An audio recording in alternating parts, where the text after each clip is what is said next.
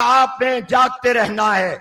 Supreme court का फैसला मुख्तसर आया, अगरचे उस मुख्तसर में भी बहुत सारी सवालात पैदा होते हैं, लेकिन हमने कबूल किया इसलिए कि उन्होंने कायदे मिल्लत इस्लामिया हजरत मौलाना फजलुर रहमान दामत बरकातुम अकाबिर तमाम मकातिब फिक्र की मौजूदगी में कहा, और शेखुल इस्लाम हजरत मौलाना मुफ्ती मोहम्मद तकी उस्मानी साहब दामत बरकातुम से कहा, मैं खुले दिल से अपनी गलती का इकरार भी करता हूं, मैं इसको ठीक भी करूंगा, लेकिन मेरा सवाल है, आज 22 दिन हो गए हैं, आज 17 दिन हो गए हैं, 22 अगस्त से आज तक अब तक तफसीली फैसला क्यों जारी नहीं किया गया? ये ताखीर शुकूक और शुबहात पैदा कर रही है।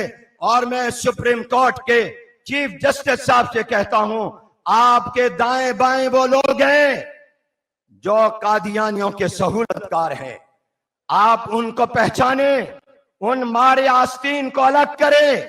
उन्होंने फरवरी जुलाई का फैसला आपसे गलत करवाया, मिसगाइड आपको कर रहे हैं, वो सुप्रीम कोर्ट के वकार को मजरूह कर रहे हैं, वो इस फैसले में ताखीर कर रहे हैं और वो अपने नजरिए को पूरे मुल्क पर मुसल्लत करना चाहते हैं।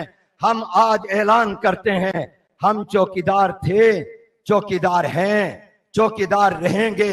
हम खत्म नबुव्वत के चौकीदार, हम तहफ़्फ़ुज़ नामूस रिसालत के चौकीदार, हम इस्लामी आईन और दस्तूर के चौकीदार, हम तहफ़्फ़ुज़ नामूस रिसालत के कानून के चौकीदार, हम दीनी मदारिस जामियात के चौकीदार। अगर आपने इस फैसले को इसलिए मौखर किया है जज्बात ठंडे हो जाएं, या हर आने वाले दिन में जज्बात और आगे बढ़ेंगे। हम उम्मीद रखते थे कि आप 7 सितंबर से पहले तफसीली फैसला जारी कर देंगे, मगर आपने तफसीली फैसला जारी न करके बहुत से सवालात को खुद जन्म दे दिया है। आम मुल्क का इस्तिराब, बेचैनी और मुल्क के अंदर इश्तियाल को अगर खत्म करना चाहते हैं तो 12 रबीउल अव्वल से पहले पहले अपना तफसीली फैसला जारी करें, अहद के मुताबिक करें, समाअत के मुताबिक करें।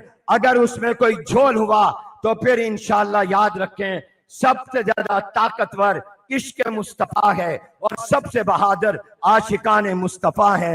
व आखिर दावाना अनिल हम्दुलिल्लाह।